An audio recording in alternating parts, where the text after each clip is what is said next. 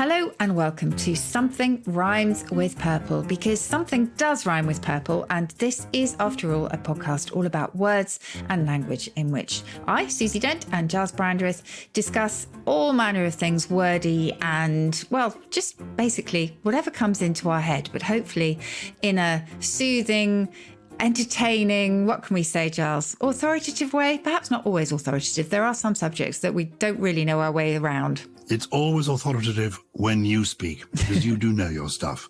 I just invent it as I go along and hope to get away with it. I don't always know my onions, as they say. We have to explore where that comes from one day. Please, there was a man called Onions, wasn't there? Who was a famous Onions. Lexicographer around the beginning of the 20th century. Grammarian. Yeah. We're going to talk about fitness today, aren't we? Actually keeping ourselves in trim.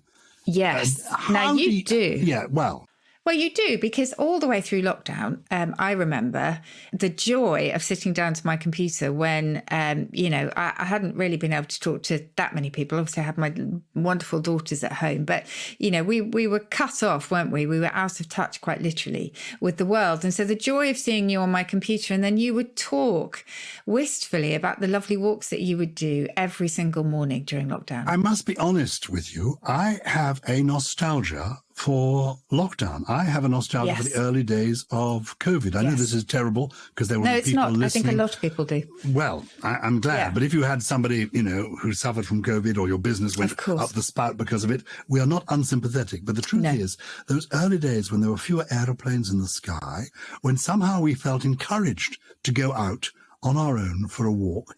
And my wife and I, we walked at least an hour every day. We felt we were allowed to do so. It was just wonderful. And I then came back and sat at my desk. I managed to write a whole book without being interrupted in doing so. It was just very, very good. But of course, it was a walk. Now, I'm never sure whether I'm doing enough. I know we've basically got to keep moving. Yeah. And that's essentially the rule.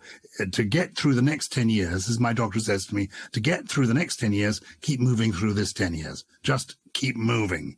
We are still walking, and I am trying to improve my posture while I'm walking. So I'm trying to lean back slightly, or feel that I'm leaning back as I walk, and move my arms. So I look a bit odd as I walk, but I should be doing perhaps more. Well, you have been doing some of your podcasts standing up, I know, as well, which is also very good. But that is what we're going to talk about today. We are going to talk about fitness and, a lot of the words associated with the gym and exercise of all varieties, whether or not it is as aerobic as running, or whether it is a gentle walk, or whether it's just simply getting up and tramposing to the kettle. Do you belong to a gym? You, no. Susie Dent. I don't. Have you ever done? Only for a very brief time. And it was funny. I sort of, the gym guilt was such that it actually worked against me rather than for me. It felt like a bit of a millstone around my neck and felt like a duty. Whereas in fact, I much prefer just going for a walk, or I cycled, if you remember, all the way through lockdown, and I absolutely loved that. And I need to get back to that. And I have really fallen out of the habit of just getting on my bike. And as you say, during lockdown, there was time, I would go wherever my bike literally took me. I would just think, I don't know what's down there, even though I've lived in this city for, almost over 2 decades now, actually. There were roads and I just thought, I have no idea where this will take me, so I'll just go and find out. And I loved that because I had time on my hands, and I don't really now. But the language of fitness and language of exercise is ancient in some cases, and there are some lovely, curious, surprising histories. Can we start with the word gym? I ought to explain to people who aren't regular listeners that the city that Susie refers to is the city of Oxford. That's where she's based. I'm based in the city of London. We are in the United Kingdom. But the word gym is a shortened version of gymnasium. And I assume is that a Greek in origin? And why do I picture the early people in gyms being totally naked while they were doing their gymnastics? Yes. Have I imagined all this? Do you remember what the purple favourite word gymnologize means? Do you remember we talked about this a while ago and we had some lovely responses from it? No. Remember? Remind me. It means to have an argument in the nude. It's so hilarious. specific. I absolutely love it. So, Did there you go. did a purple person invent this word? No, they didn't. They didn't. It's actually in the Oxford English Dictionary, but it's just so perfect. And nudity is, as you say, behind the word gym. So a gymnasium was a place or a building for instruction in athletic exercise, really. And we would talk about a gymnastic school. That was its first meaning in the 16th century in English. And in ancient Greece, it was also for instruction in all sorts of other areas too, but particularly athletic games. And it does go back to the Greek for nudity because, as we have often mentioned, Gyles, Greek athletes particularly were so buff that they wanted to show off their wonderful biceps and their wonderful muscles. So actually exercising in the nude was one way of sort of, establishing your prowess, I suppose. And it wasn't looked down upon at all. And we're talking exclusively men at this point. But that was the meaning of gymnasium. But because of the idea of sort of other instruction as beyond athletics, a gymnasium also meant a high school or a college or academy. So that was in the 17th century. And you will still find that use in Germany and other places, particularly in Europe, where a gymnasium, as it is in Germany, is a school of the highest grade. So it's designed to prepare students for universities. Well, let's go into the gym now. I didn't often when I was a boy. In fact, I tried to avoid the gym. I didn't really enjoy it. But I can remember all the kit there was. We had an old-fashioned gym at school with things you could climb up on the walls and things you jumped over. Take us through some of those bits of equipment that you'd find in a gym. What were the? I think I jumped over a horse. I suppose it was called a gymnastics horse. A horse or a pommel horse. Why was it called a pommel horse? Well, if you imagine the pommel horse, it's got this sort of rounded edge to it, isn't it? It's like a sort of protuberance on the horse. And it actually goes back to the French pomme, meaning an apple, and the Latin pomum, which was a fruit or an apple. So it's all to do with its shape. Well, people who keep fit, and when I was a child, there used to be advertisements that appeared in comics. And I remember one, saying, are you a 5-stone weakling? You could look like, and then a picture of this huge, magnificent specimen. And they were using things like dumbbells. So what are dumbbells and why are they so called? It is to do with church bells, if you like, because it was noticed, and we're going back a few centuries here, that most bell ringers inevitably have quite good muscular development because, if you think about the sort of weight or the musculature that is building up in their chest and their shoulders and their arms, thanks to that repeated exercise of pulling the heavy ropes or the heavy bells attached to ropes. And so somebody thought, this is an idea. So apparently someone figured out a scheme for a device which would imitate that bell ringing action, but of course he didn't want the noise. So the clappers would be taken out of the bells, and this device could be set up in the corner of a room. And it's said that an essayist called Joseph Addison, had one in his room. So these weren't the dumbbells that you're imagining now. Imagine a rope attached to weights that was suspended over a pulley from the ceiling. And then there was a wooden bar that was knotted at the ends, so you would sort of keep your hands firm. And that was attached to the other end of the rope. And so they would just pull the rope down. You can still find a similar machine, actually, in the gym, and pull the rope just as a bell ringer would. And they would adjust the weight according to, how much they could manage and how toned you wanted to be. But because no actual bell was involved, it was called a dumb bell.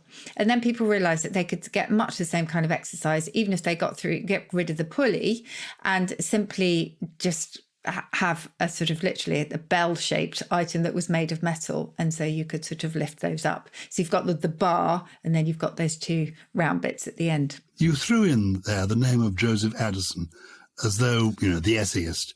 Yes, I don't know much about Joseph Addison. Well, do you? I do, and maybe we should do a whole episode about Joseph Addison, or maybe in the Purple Club we could sort of do a deep dive into his life, only because my mother was an Addison and always felt that she must be related because her father was called Lance Addison, and the great Joseph Addison, 1672 to 1719, poet, essayist, statesman, was the son of a Lance Addison as well, who had been the Dean of Lichfield. And when I was being brought up, the old-fashioned school, or rather old-fashioned English teacher that I had, traditional English teacher, he gave us Addison's essays as examples of really good English writing. So I love hearing the name of Addison, and we don't hear it often enough. No, but anyway, well, you certainly wouldn't pair him with the dumbbell, would you? You wouldn't pair him with the dumbbell, but no. he, as it were, used the word dumbbell in one of his essays. I don't know if he actually used it, but see, he certainly got the idea that you could emulate this sort of bell ringing action by this sort of pulley, and had one in the room. So I'm not sure if he actually gave us the dumbbell. Yeah. Well, I'm going to claim him as a kinsman. I mean, there are things called kettlebells, and that's like a kettle drum, is it? I mean, is that why it's called a kettlebell? No, it's a sort of, in some ways, it looks a little bit like a kettle. So have you ever used a kettlebell? I like the kettlebell. So you can swing these big weights with a handle between your legs and then sort of up in front of you. It's a very good exercise. It's quite satisfying. Have you ever done that? I've spent a lifetime avoiding all these things. Okay. Let's get onto the treadmill. Oh, yes. That's what the punishment you deserve. Exactly. When you go to the gym. I did once join a gym. I went once. Cost me a whole year's worth. My wife made me sign up. And you never went? Well, I did go the first time when I got this instruction from the person who was telling me how he was going to shake me up. And he gave me the instruction while we were on the treadmill. I mean, he was standing by the treadmill and I was sort of walking on this. Now, treadmill, treadmill also is what people had in prisons. I mean, but people exactly go right. and pay to be on treadmill. Tell me about it. Yeah, well, you can trace the treadmill, these prototypes for it, as far back as ancient Rome. And then you would find them used to carry heavy stones and masonry. And then they were used particularly in the milling industry, hence the treadmill. But in the 19th century, and you mentioned this idea of prison and prisons and punishment, there was an English engineer called Sir William Cubitt who thought that this was actually a perfect antidote to what he saw as the sort of slovenliness and idleness of prisoners. And this was particularly at a jail in Bury St Edmunds in England. And he thought that this might, quote, reform offenders by teaching them the habits of industry. So these punitive treadmills basically we're on a horizontal axis, that a bit like an Escher painting. You know, those paintings where you're constantly going upstairs, but you never get anywhere. So they're sort of almost walking up an endless staircase. And it was an axis that required the user to go upwards continually. And some say that some models were wide enough for quite a few prisoners to walk side by side. And we're talking just 6 or more hours a day. Completely pointless, nothing at the end of it. So they weren't actually milling, crops or cereal or anything. This was just a Victorian ideal of atonement. Some did have mills installed, so they were grinding corn. So at least, there was some product at the end of it. But it was a really backbreaking, demoralizing thing. And of course, if you imagine prison rations and the food, which are meagre at the best of times, these were sort of taking up huge amounts of calories. So I think actually the medical repercussions were also quite significant. And they were eventually, thankfully, abolished. And the treadmills that we now pound in the gym of the design that we know today, which I have to say, I quite spectacularly fall off whenever, unless I'm holding on, I literally go flying. But their forerunners were designed by doctors, and these were not punitive. These were used to diagnose heart and lung disease and were invented in the 1950s in America. I have seen a traditional treadmill from a prison when I was researching the various books I wrote about Oscar Wilde, my murder mysteries featuring Oscar Wilde and his real-life friend Arthur Conan Doyle as my detectives. I wrote one of them about his time, Oscar Wilde's time at Reading Jail, in the 1890s. And the range of punishments that were still in existence in the 1890s was extraordinary, including the treadmill, as you say, totally pointless. You were just on it for hours each day. But there was also picking oakum, where they would sit and there was no benefit from this. It didn't produce any product. And of course, they were out digging holes. I mean, literally breaking up rocks. For no good purpose. It's like at all. Chain gangs, isn't it? It's just, hideous. Hideous. But anyway, at least, as I say, they're sort of now used for health purposes, whether for exercise or whether to diagnose heart conditions. So a happier ending, at least. Although, if like me, you do fall off them, not so happy. Susie, I didn't just avoid the equipment. I was terrified of climbing up the rope. Did you ever climb up the rope? Oh, my goodness. Yes, I have climbed up a rope before, and it's quite fun actually. But I do have to have vague knots in the rope, so I can't do it where I just lock my feet. You know how acrobats do, and they just sort of shimmy up. I can't do that, but I did used to quite enjoy that bit. I've got no head for heights. I hated just going. I mean, I just, even getting off the ground. We must have touched on rope because of doing things to do with, I don't know, the sea when we've done. I mean, is there an interesting etymology for the word rope?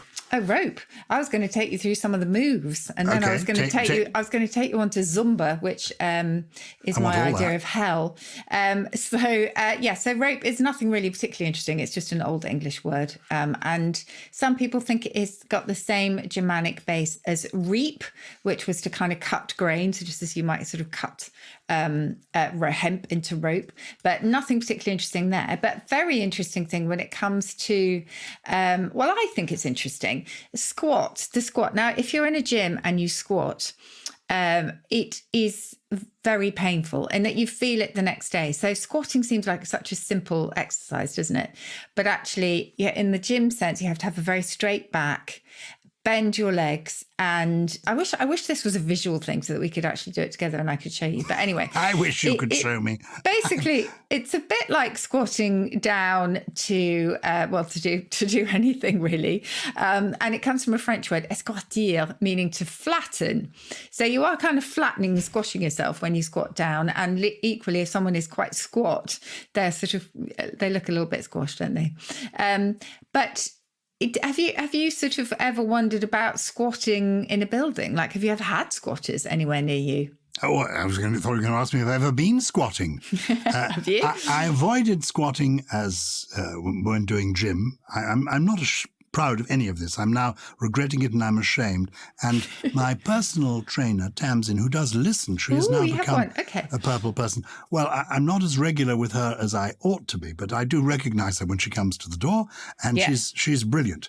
And she will tell me all about this. She will get me to do some of these things. She just tells me what to do, but she doesn't use these words. But we must have done squatting in our time. I thought maybe we were asking if I had ever. I know squatting means occupying a building that isn't yours. Yes. Has that got anything to do with squatting as in the physical exercise of going down on your haunches? Yeah, it sort of does, because the idea is of sort of, when you squat, you're sort of cowering almost. So if an animal is squatting, quite often it might be cowering in fear. And from there came the sense of hiding or retreating. And so you imagine that squatters, because they're doing this illegally, might well be sort of doing this surreptitiously, well, they are, and sort of hiding away and retreating in some way. So I think that's the link there. And then we also use squat to mean nothing, don't we? Like, it's a very British phrase, but diddly squat. That means diddly squat. Means diddly nothing. It means absolutely nothing. Diddly squat. Absolutely. And what's the origin of that? Well, it's quite rude, actually. It's quite scatological, because doodle was once slang for shit, essentially. And of course, when we squat down as well, one of the reasons why people squat and dogs squat, etc., is to have a poo, shall we say? Defecate. Defecate is the technical term. Defecate. Oh, you say defecate. I say defecate. Let's call the whole thing off. Really? How interesting that there's a difference. Yeah, so diddly squat is essentially another word. If I was to say to you, you've got diddly squat, it's the same as saying you've got shit. You've not got shit, kind of thing. Sorry about that. But ultimately, it's kind of seating yourself on your hams or your haunches, isn't it? And crouching. So that's where that comes from. Can I throw in something extra for you? Yes. Just out of interest, because I've mentioned Tamsin. She was quite shocked, and her husband too, when I mentioned how the school that I went to, that was founded in the 1890s, called Bedales, how in the early years the headmaster would lead all the pupils up into a field. It was almost neo-pagan. In fact, it was a Christian socialist vibe, but it was a time when there was neo-paganism going on, and people they all went up into the field and they would squat down to do their morning defecation all together. And she was sort of shocked that happened. So am I. And, well, it is interesting. And they were much more in touch with nature. And I'm reading a fascinating book at the moment about a group of sisters called the Olivier sisters, who were around at this period, the 1890s and the Edwardian and before and after the Second World War. It's a riveting book, and more of which maybe another time. But they're describing this same school and how they would all go on, they would go on camps, these young people all together, of boys, girls, and there was nude bathing, nude walking, and it was quite natural, and they were much more at home with nature. I think maybe we've become a bit squeamish about these things.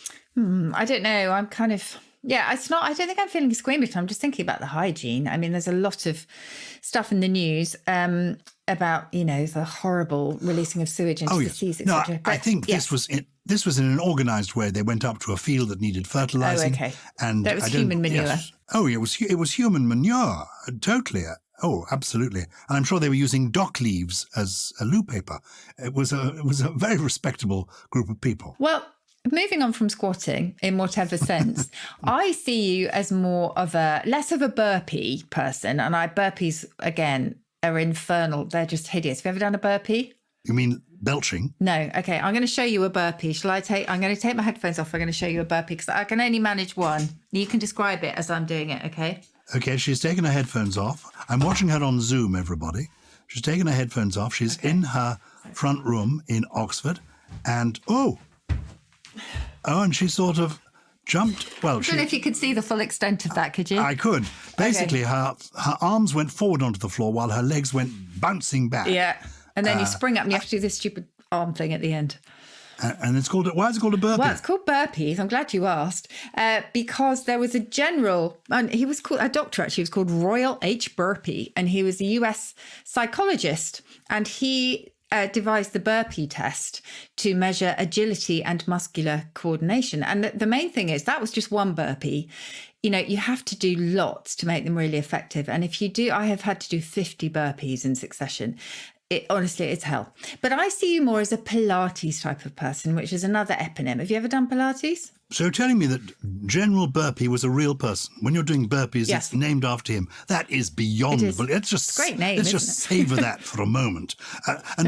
Just before we get on to Pilates, and I saw the movie Pilates of the Caribbean. I know all about Pilates. We'll come to that. You didn't give me. I was really hoping to see you give me a lunge because I have heard of a lunge. Oh, lunges are awful. Okay, I'll give you a lunge. I hate lunges, but usually the most effective lunges are when you do them with a weight. So I'll try and taking the headphones off again, listeners. And in fact, maybe we could do a kind of Keep Fit podcast to get me into shape. She's holding books in her hands. Oh, and one leg is going forward and then the other leg is going forward. And I think this is to stretch muscles in the legs. And can I say her posture? I've never felt more like Basil Fawlty in all my life. Beautiful posture, lovely ramrod back, and the legs were going forward. And my Tamsin, my personal trainer, says this is to do stretching. And she says, are you feeling the stretch? And I say, I can feel pain. She said, well, that's the stretch. I don't honestly. Yes, it's hamstrings. Very good for your hamstrings. Apparently. So Pilates, however, is much more about the breathing, which I'm not very good at. But Joseph Pilates was born in Germany in the 1880s, and he was quite ill as a child. He really suffered with various afflictions, including rickets and asthma and even rheumatic fever. And so he was determined to improve his physical strength, dedicated his life to it, but also improving the physical strength of others. And he was actually interned during World War during the First World War. And so he really concentrated then on devising a series of movements that could be done in no equipment and in small spaces. And of course, that's where Pilates came in. And apparently a lot of his moves were inspired by the movements of cats. So I don't know if he only had cats for company during his detention, but who knows? Is he then the origin of, because that's one of the things I do with Tamsin, you do this cat thing of the cat back going up and then the cat, going down, whatever they're called. Maybe, is that a Pilates movement? I'm not sure what those are called. I think it probably is a Pilates movement. There are lots of them.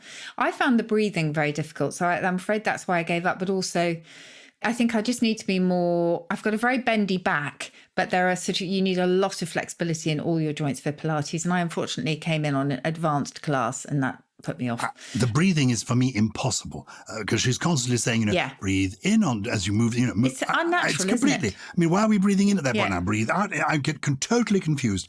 I am not body aware. We're in the gymnasium today, but we're both fully clothed, though Susie has been demonstrating to me from Oxford some of her moves. I've seen her lunge, I've seen her squat, and she's talked about her Pilates class and how she went to the advanced one when she should really have begun in the beginner's class. And both Pilates and, well, extraordinary, the burpee were named after people. They're originators. Was the Zumba? Is Zumba? I've heard of Zumba classes. Is there somebody called Zumba? Oh, I knew this was I think you knew you were pulling my leg with this one. No, there wasn't. It's a made-up word, and apparently it's a twist on the rumba, the classical Cuban dance. And apparently Zumba was created in the 1990s by a dancer and choreographer called Beto Perez. It's capital Z in the dictionary. So like Pilates, you can't have it on Countdown, the show that you and I love, the game show, because it's a proper noun. You wouldn't be allowed it in Scrabble either, I suspect. So it's a trademark. Possibly one of the most humiliating moments of my life, Gyles, was when I did do you remember when I did a 100k bike ride for charity with one of my co-presenters, Rachel Riley, and we trained quite hard for it. It was called Ride the Night. It was through the night, Windsor to Buckingham Palace and back. And before we started, there was a sort of, lots of warm-up exercises. And unfortunately, Rachel and I were called up onto the stage, and we're talking probably about 1,000 women gathered, because it was a female event, gathered to warm up and to get our sort of, all our juices flowing. And unfortunately, Rachel and I were called up just at the moment when the person introducing the whole event decided to do some Zumba, a Zumba class, essentially. So we were standing behind her, and she said, well, Rachel and Susie can join along too. I've never done Zumba before. I will never do it again. I couldn't keep up. It was a disaster. So I ended up with 1,000 women just laughing at me, essentially, because I was so bad. So that's Zumba. This is why I couldn't go to a class, because the humiliation of being with these sort of tight fit people, the young ones maybe you can cope with because they're young. But if I came out across other older people like me who were much fitter, I'd resent it. I think what you need is someone showed me a video on social media this week of a new kind of exercise whereby you are suspended from an elasticated rope. And you know how you get baby bouncers, which you hang from a door? Well, you have the same sort of seat that you get into, and essentially you dance around and you're sort of floating a bit like a Teletubby, and you do your moves that way. And it looked a lot of fun. I think that does sound very much up my street. I don't know what it's called. I'll find out. If I can get one of those installed here, I will demonstrate that for you next time round. Okay. Take me to the world of yoga. Is this to do with yogis, Yogi Bear, yogurt? What gives us yoga? No, Sanskrit gave us yoga, and Hindu as well. So it comes, though, from a Sanskrit word meaning union. And the yoga that we know, more or less, is based on something called Hatha yoga, Hatha, which is one aspect of a really ancient Hindu tradition of religious observance and meditation. And the highest form is, I think it's Raja yoga. The aim of that is spiritual purification and self-understanding. So a lot of meditation going on there. And the union is the union with the divine, because you lose yourself in this, you're transported, literally. You are beside yourself and communing with the divine. That is the ultimate aim of yoga.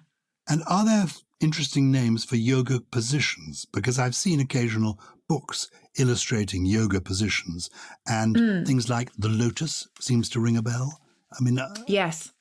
I don't do yoga. It's one of my aims in life to do yoga, but I think the one that most people know are downward dog, or as the current presenter of Countdown, Colin Murray, puts it, downward duck. He literally thought it was a downward duck. There's the cobra pose, a lot of them to do with animals and the sort of, the kind of positions that they might naturally strike. What is the downward dog? The downward dog is when you are bent over and, oh my goodness, are you touching your ankles? Purple downward doggers, excuse me for putting it that way, will know exactly what a downward dog is, so they can enlighten us. Maybe they can send us photos. Do. Make them respectable photographs. Make them respectable, from your put your kit on, even if you're in the gymnasium, before you send these photographs, which suddenly takes me back to actually that room at the back of the gymnasium at school where there was the rough mattresses, that's where I first discovered the Kama Sutra. And I think in the edition of the Kama Sutra that whoever it was had it at school, there were things like, rather like yoga positions that were drawn in the book. Did you ever look at the Kama Sutra? No, I can't say I did, but I remember I went to a convent. So I've just looked up the downward dog, though. I can describe that as opposed to a Kama Sutra position. So this is one in which the body assumes an inverted V shape, and your hands are not on your ankles, they're on the floor, and your buttocks are pointing upwards. So that is the downward dog. Aerobics. We people talked about going to an aerobics class. Oh, yes. What's that about? Well, aerobics is typically sort of low intensity, but kind of long duration. At least that's how it originated. And it increases the body's oxygen. And so it's aimed very much at improving cardiovascular fitness. But it can be quite vigorous. I think most of us associate aerobics with disco music, don't we? And massively got into it in the sort of 90s. But aerobic itself is made up of aero, meaning air, and then bios, meaning life. So it's all to do with that sort of oxygenization, if you like. And then if you undertake anaerobic exercise, which is really high intensity, that is where you are kind of almost deprived of oxygen. And, you know, your body has to find energy from other sources, and particularly from fat. None of this sounds much like fun to me. When I see the word aerobics, I divide it into two parts. The second part is Bix. I love a Bicky. And the first part is aero. And when I was a little boy, I loved an aero bar. And this was a chocolate bar. I don't know if they have it in other countries, but anyway, we had it in the UK. I still have it now. Do they still have it now? You still get an Aero. Oh, yes, mint Aero. The mint Aero, that was my favourite, with little bubbles inside. But I've taken to avoiding childhood sweets because they end up being disappointing. They're not as good as we remember them first time around. Oh, we ought to do one on sweets. They brought back opal fruits. Let's do one on sweets because we can be quite international because we can bring in some of the weird names from across the globe. Speaking about things from across the world, not just words, but also people, Gyles, because as we always say, we have so many purple listeners across the globe, and it really sort of tickles us when we do hear from correspondents from far afield. So thank you. Please do keep your emails coming. And speaking of emails, we have one from Kerry, who is in Canada. Hi, Susie and Gyles. Kerry here. I'm a new purple person, having just discovered the show, and I can't wait to get caught up on the back catalog. What immediately springs to mind as an unknown, to me, etymology is the word dibs, something you exclaim when you wish to claim something, especially when you want to be the first one to do so. As in, I call dibs on the good chair, or dibs on the last piece of pizza. I'm in Canada, so I'm not sure you would have heard this word. Would you exclaim something in this case? Thanks, and I love being purple. Oh, and we love you. Isn't that marvellous? Yes, and I love the way that Kerry pronounces his name. So it's Kaari, which is beautiful. It is, and it's a beautiful question too. I'm familiar with dibs. Me too. I'll call dibs on that. What is the origin of it? Do we know? Yeah, well, we think this was a call that was uttered during a children's game that involved pebbles that were known as dib stones. And that dib might come from, it's just a part of quite a large family in English, which includes dap and dabble and dip. And all of those at some point were a kind of sound representations of a light striking movement. So I suspect during this game, maybe the pebbles, a bit like marbles, would kind of strike each other, really. So now if you kind of call dibs, it's like you were tapping it and saying, that's mine. So it is that idea of tapping or touching and therefore claiming, and ultimately the dib stones used in that children's game. I think we also say over here, we say bagsy, don't we? Which is simply a mangling of bags I. In other words, I bag that. I want that in my bag. And I was a Cub Scout, and we used to say dib, dib, dib, which was a shortened version of, well, it was an acronym or the initials of do your best. Dib, dib, dib, dob, dob, dob, we used to say. As in do your best. Dob. Is that what? And dob, dob, dob is do our best. Dib, dib, dib, dob, dob, dob. But I don't think that's really related to this dibs. Doesn't sound like it, no. I love that. Okay. I was never in the Scouts or the Guides. So please, as I say, do keep sending your emails in because we absolutely love them. Yes, if you want to be in touch, do be in touch. It's very simple to contact us, purple@somethingelse.com. Susie, you always give us 3 special words every week. What trio of words have you got for us today? Well, the first one is, we were talking earlier about squats, etc., and possibly being a little bit squeamish. Cackle-stomached. This is old dialect, particularly from Worcestershire in Britain. Cackle-stomached means having an easily disgusted stomach. So it's one that turns very, very easily. So it's another word for being squeamish, but I think it's just more expressive. And speaking of food, I've talked to you before about pingling, which has lots of different meanings, either a cat sort of kneading your lap or being very picky with food. Well, staying with food, there is also a linard, Linnard, and that's dialect for being the last to finish a meal. So if you're a right linard at the table, it means you're a very slow eater, which of course is a very good thing to be, but you will be beaten by those who are a little bit greedier. So you're the linard.